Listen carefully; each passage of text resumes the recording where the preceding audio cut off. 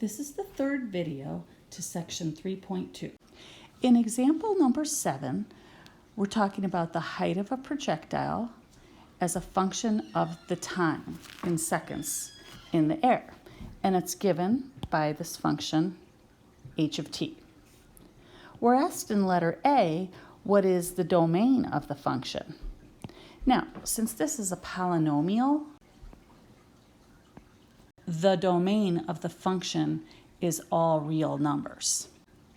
However, since in this word problem we're talking about time as our input, time cannot be negative.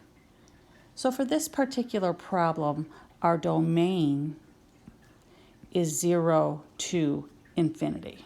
In letter B, we're asked to find the h of 2.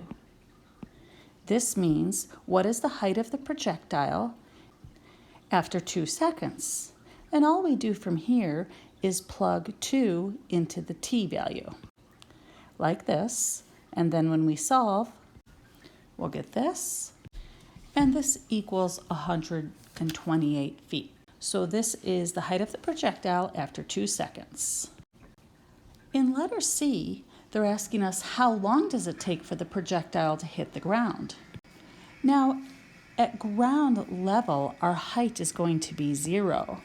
So what we do is we plug in 0 for our height and set this equal to our function. And from here, we're going to solve for t. First, I'm going to factor out negative 16t. And then we're going to use the zero product property to solve for t. So we'll have this, and then we'll have t equals 0 and t equals 6. Let's talk about these two answers. T equals 0 would be at the beginning when the projectile is starting out, but t equals 6 is the ending. That's when our projectile hits the ground. So the answer to this question is the projectile will hit the ground after 6 seconds. Oftentimes, when we're asked to find the domain and the range, we can also use graphs. Remember, the domain consists of all the x values or the input values on the x-axis, whereas the range is the set of all possible output values, which are the y values. Let's take a look at this graph to the right here. When asked for the domain, we'll notice that our x values begin at -5. And then it appears that the domain continues infinitely. So the domain for this graph would be -5 to infinity.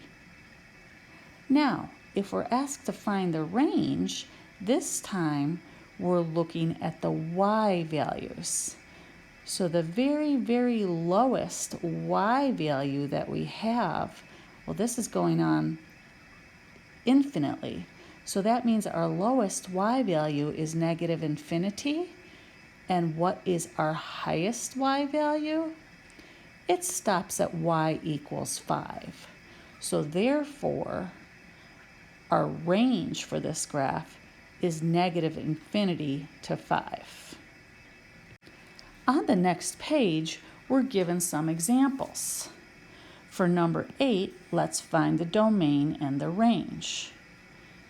Well, our lowest x value is at 4, and that continues all the way, but not including 8. That means our domain will look like this.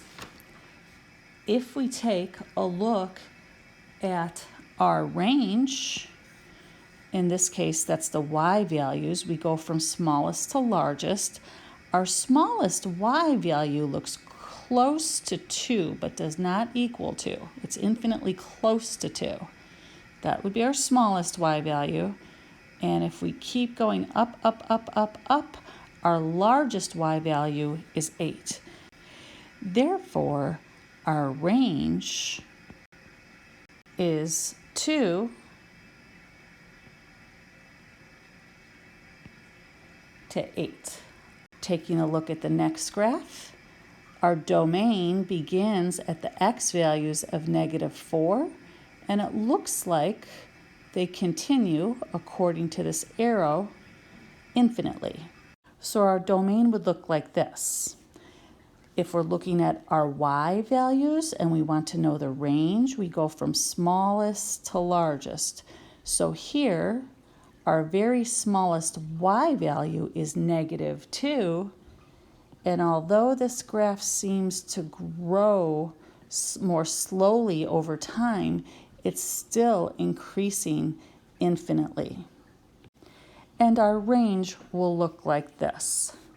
Pause the video and see if you can do number 10 on your own. Did you get a domain of -2.5 approximately to infinity? And did you get a range from -4 to infinity, including -4? If you did, you got your answer right.